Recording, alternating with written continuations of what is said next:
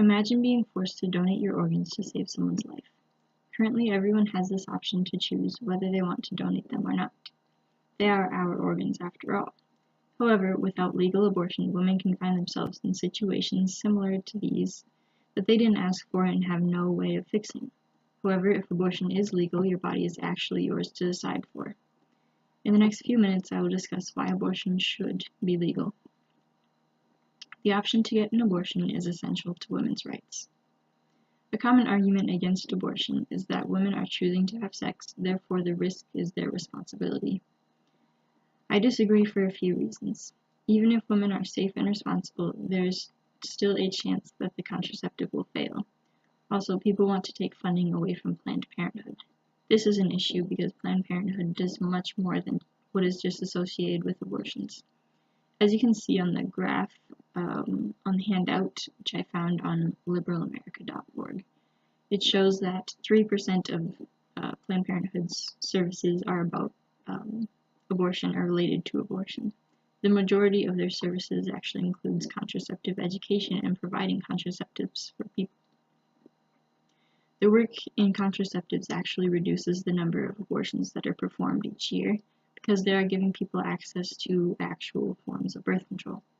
Yet pro-life organizations want to take government funding away from Planned Parenthood. Some might even argue that women are using abortion as a form of birth control. However, this is not true because it is painful and extremely expensive. It can be up to $800 just for the abortion pill and not even the surgery, according to PlannedParenthood.org. Plus, abortions are even less available than contraceptives, which are still hard to find. Overall, this sounds like an argument that is more about women's role in society in general than it is about babies' lives. If women are forced to take on the responsibility of potential birth every time they have sex, we are telling women that their purpose is to bear children. In this day and age, everyone knows that there are many other opportunities and lifestyles that are available to women, and we shouldn't just force them into dangerous situations without any other options. By dangerous situations, I mean pregnancy and giving birth. If abortions are performed by trained professionals, the mother is actually 13 times more likely to die while giving birth than they are while getting an abortion. This is according to a research article by Seth Milstein, which was published in 2014. In situations where there are health complications, it might even be better for everyone if there is an abortion. There are similar examples of these situations, and a solution that is often proposed is putting the child up for adoption instead. First of all, adoption does not address all the reasons for an abortion. There are a lot of costs that go with pregnancy and birth. Just to give birth in a hospital can range upwards of $3,000. There are also many societal costs. For example, the woman that is having the child would have to go through 9 months of inquiries about the baby and constant assumptions that she is keeping it. Afterwards, biological parents can have feelings of grief for many years, as well as the child having mental or psychological illnesses or feelings of abandonment. Anyway, it is not guaranteed that the child will even be adopted. According to childrensrights.org, the average amount of time that children spend in state care is 2 years, and 6% stay for 5 or more years. There is currently an issue in the foster care system with overcrowding the way it is. A significant amount of children in foster care end up aging out of the system. This simply means that they are in state care until they are 18 and then they go off on their own. This is a problem because they have no support or anyone to help them once they're in the real world. According to an article titled Overcrowding Foster Care System, published in 2013, 40% of homeless people were once in foster care. In addition to that, they are much less likely to graduate high school and much more likely to be incarcerated than most Americans.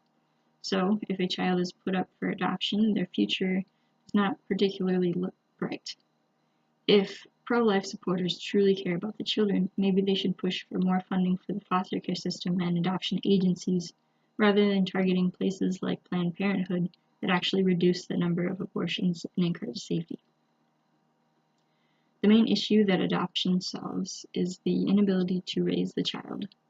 Inability to raise a child is not the only reason for abortions, however.